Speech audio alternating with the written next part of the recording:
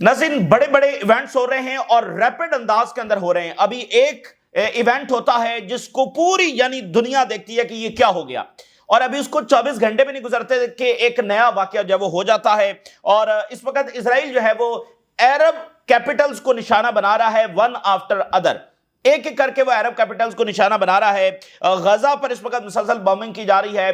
गजा से लेकर West Bank और वेस्ट बैंक से लेकर अब गल्फ जो है वो भी इजराइल के बरहरास्त हमलों से महफूज नहीं है। और इजराइल की जो पॉलिसीज हैं वो अब मिडिल ईस्ट के मालिक को उस कॉर्नर में धकेल रही हैं कि उनके पास इसके सिवा कोई ऑप्शन नहीं है कि वो मिलिटरीली खड़े हो जाएं, मिलिट्री जो पाथ है उसकी तरफ जाएं। Diplomacy, sovereignty, international norms, international law, security guarantees, ये सब अल्फाज हैं वो इजराइल के सामने बेवकूफ हो चुके हैं, इनकी कोई हैसियत नहीं है। और इससे पहले मिडिल ईस्ट की ये अकवाम इस गलतफहमी में बैठी हुई थी कि इन लफ्जों की हैसियत या अहमियत सिर्फ इन टर्म्स ऑफ फलस्तीनी नहीं है।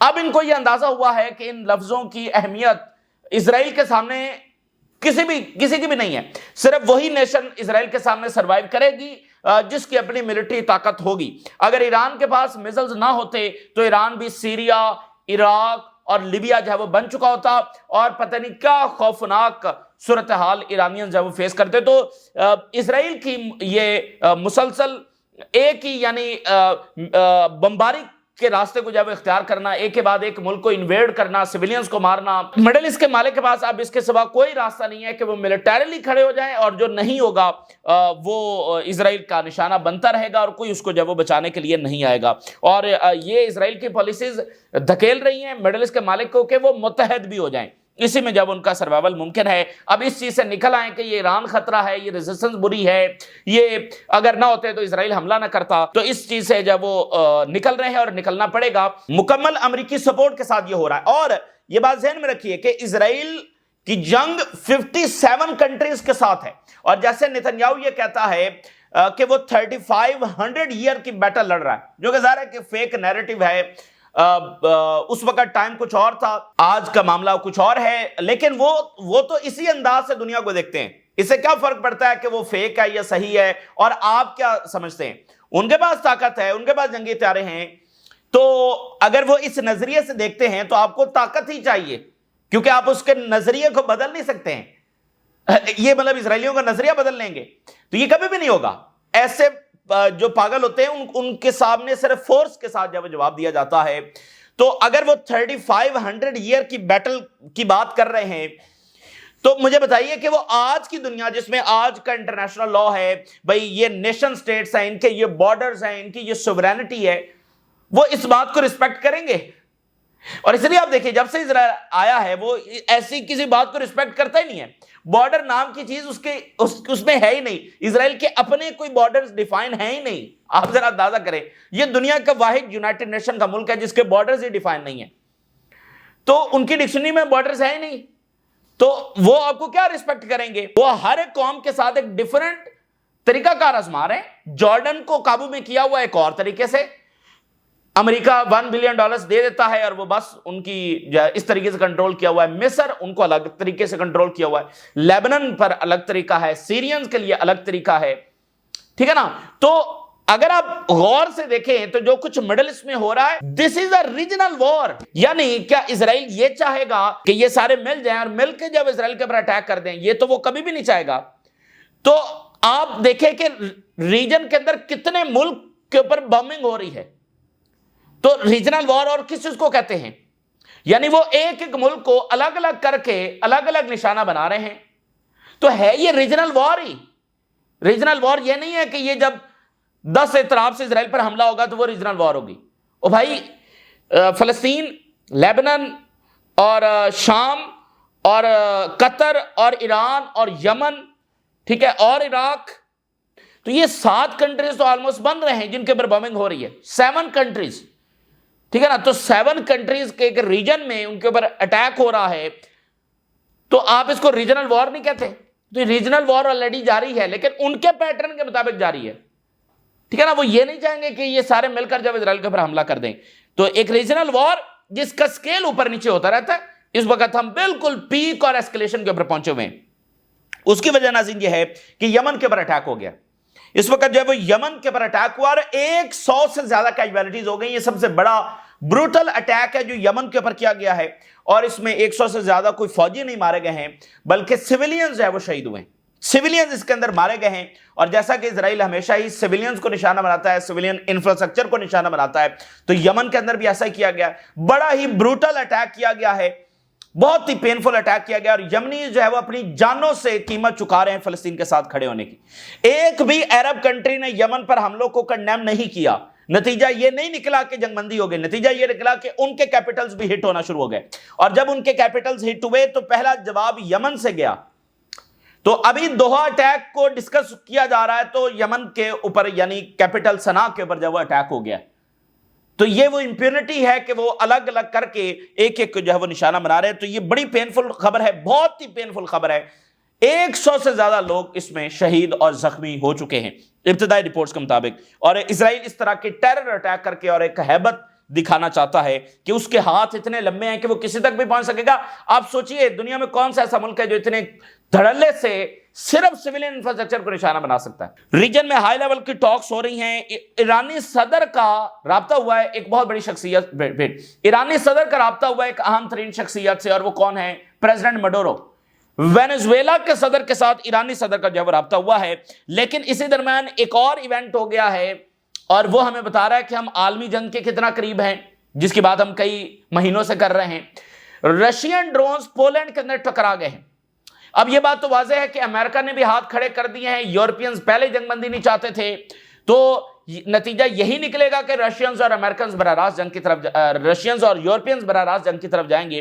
तो आज कुछ देर पहले बड़ा वाकया ये हुआ है कि रशियन ड्रोन्स पोलैंड के अंदर टकरा गए हैं जो कि नेटो कंट्री है और पोलैंड ने आर्टिकल 4 इन्वोक कर दिया है।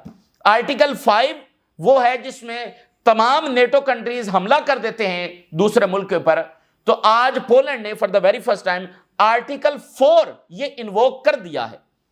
तो हम वहां पर बहुत ज्यादा आलमी जंग के करीब हुए हैं और यूरोपियंस इसी अंदाज में, नेटो इसी अंदाज में तैयारी भी कर रहा है। तो आज ये उसमें एक बड़ा इजाफा हुआ है, बड़ा वाकया हुआ है। तो ये सारी हेडलाइंस आपके सामने रखेंगे। अगर यमन की हेडलाइंस आपके सामने रखें तो देखिए जो हमने असेसमेंट आपके सामने रखी हुई है पिछले कई हफ्तों से, हम ये बात कर रहे हैं कि ट्रंप एडमिनिस्ट्रेशन के अंदर हम जंगें देखेंगे और खासकर मिडिल ईस्ट के अंदर। उसकी वजह यह है कि नाज़रीन ये जो ज़ायनिस्ट हैं ये समझते हैं कि ट्रंप का जो टेन्योर है ये बेस्ट लास्ट चांस है उनके लिए, इससे ज्यादा अच्छा मौका उनके पास कभी नहीं आएगा और वो जितना ज्यादा ताकत का इस्तेमाल कर सकते हैं, जितनी ज्यादा इंप्यूनिटी के साथ अटैक कर सकते हैं वो करें। तो इसलिए इसमें हम जंगें देखेंगे, ये बात हम कब से कर रहे हैं। तो दोहा पर जो हमला है ये इस बात का, हमारी इस अप्रोच का सबूत है कि यही अप्रोच सही है। इसी अप्रोच के साथ इजराइल के अगले जो इकदामात हैं उनको समझा जा सकता है। तो हम जंगें देखेंगे, हम गजा में कोई सीजफायर नहीं देखेंगे, हम बहुत कुछ और खौफनाक जब देखने जा रहे हैं अनटिल एंड अनलेस के इधर से मिडिल ईस्ट में कोई ताकत के साथ ये खड़े हो जाएं, इसके सिवा इनके पास कोई ऑप्शन नहीं है। तो जनाब अली, इजरायली अग्रेशन सना कैपिटल हिट हुआ है, 9 शहीद हो गए हैं, 118 जख्मी हैं इब्तदाई रिपोर्ट्स के मुताबिक। 118 जख्मी हैं, 9 शहीद हो गए हैं। आप अंदाजा करें, ये इब्तदाई रिपोर्ट से 118 लोग, बहुत बड़े नंबर्स हैं और सिर्फ सिविलियन इंफ्रास्ट्रक्चर। और उसमें कौन है? इसमें गवर्नमेंट कॉम्प्लेक्स को निशाना बनाया गया है जिसमें कोई मिलिट्री कैपेसिटी का मामला नहीं है, कोई मिलिट्री रिलेटेड लोग वहां पर नहीं बैठते, सिर्फ गवर्नमेंट से एम्प्लॉय हैं। और इसके अलावा मेडिकल फैसिलिटी जो है वो उसको निशाना बनाया गया है कैपिटल के अंदर ही। और फिर हेडक्वार्टर जो मीडिया का है उसको निशाना बनाया गया है, नेट न्यूज़पेपर है और यहां पर दर्जनों जो जर्नलिस्ट हैं वो इसमें निशाना बने हैं।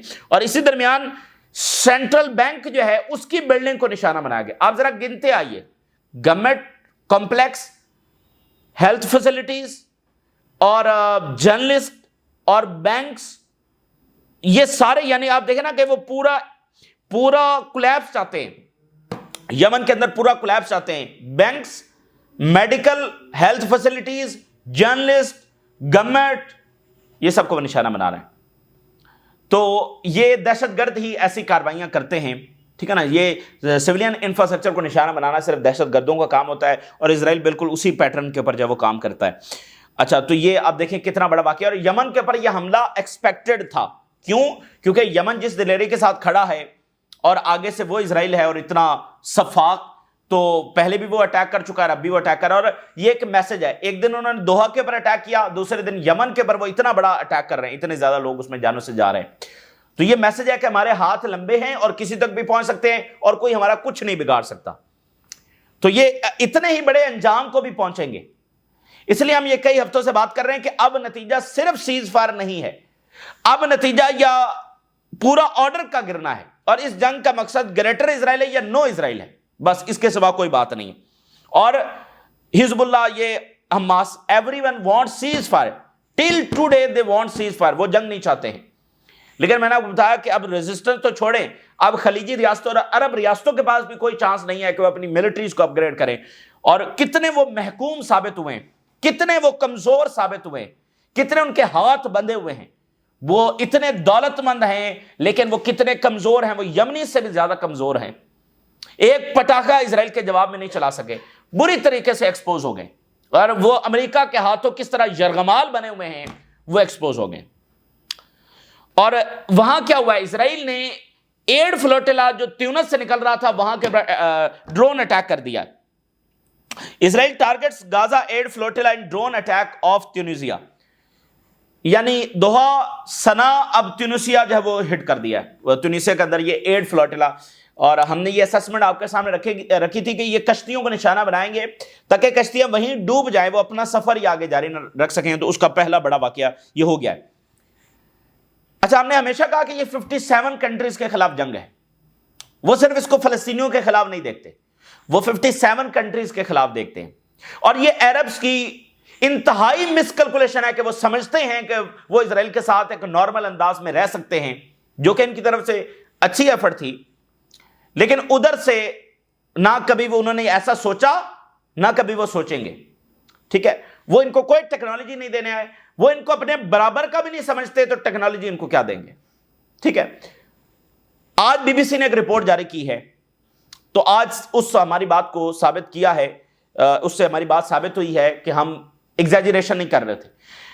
بی بی سی نے یہ رپورٹ جاری کی ہے، B B C investigation report, جو جی ایچ ایف ہے غزہ میں، وہاں پر anti Islamic American biker gang جو ہے وہ پوزیشن سنبھالے ہوئے ہیں، اور یہ جو اٹیکس ہو رہے ہیں سویلینز کے اوپر اس میں وہ شامل ہیں، اینٹی پیلسٹینینز نہیں، اینٹی عربز بھی نہیں، anti Islamic biker gangs, American biker gangs, وہ وہاں پر موجود ہیں۔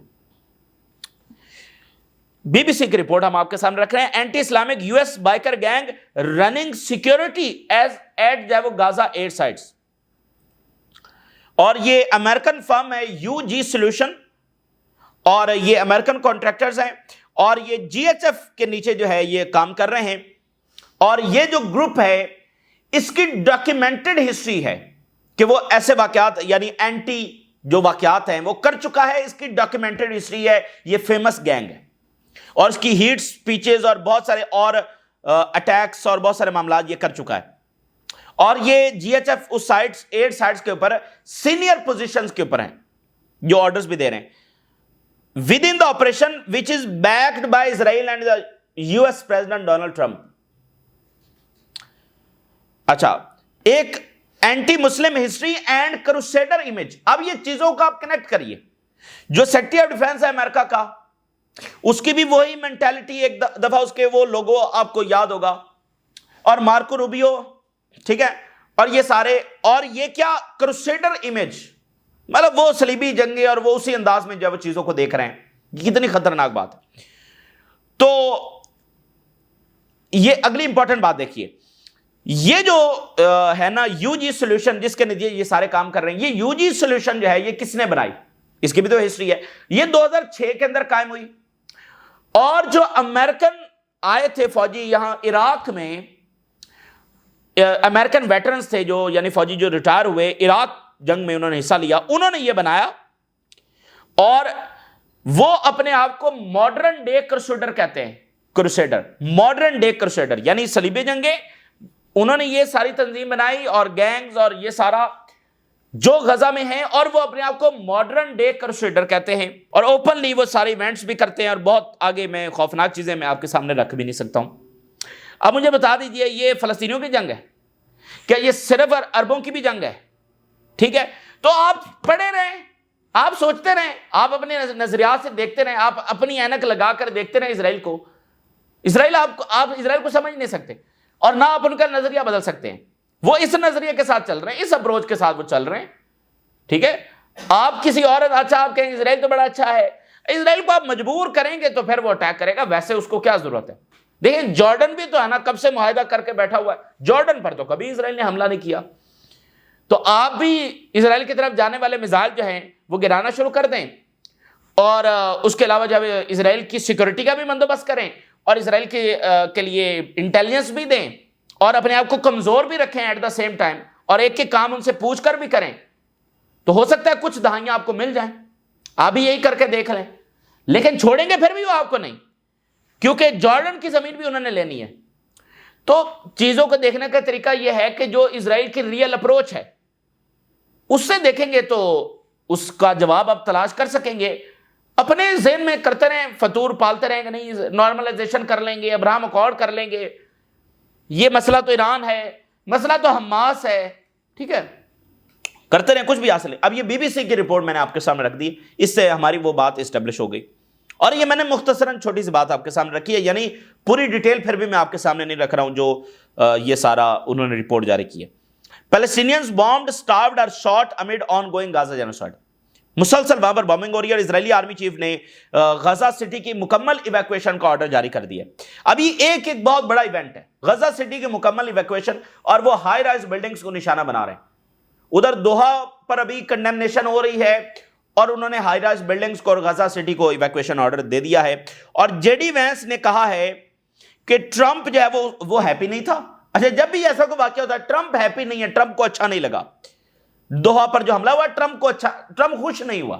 یہ ہمیشہ ہی آتا ہے، کوئی بڑا اس طرح کا واقعہ ہو جائے نا جس پر ایسا رد عمل سامنے آئے، جیسے کیتھولک چرچ کے اوپر اٹیک ہو، تو اچھا نہیں لگا، خوش نہیں ہے ٹرمپ. اچھا جی، پھر بٹ اب یہ امریکنز کا بٹ بھی اس میں چیک کر لیں. اسیسینیشن آف حماس جو کہ بیڈ گائز ہیں اس سلور لائننگ. میں نے آپ کو بتایا نا کہ امریکن اپروچ اس میں یہی رہی ہے کہ انہوں نے کہا کہ ہمیں اچھا بھی نہیں لگا لیکن دیکھیں یہ ضروری بھی تو تھا.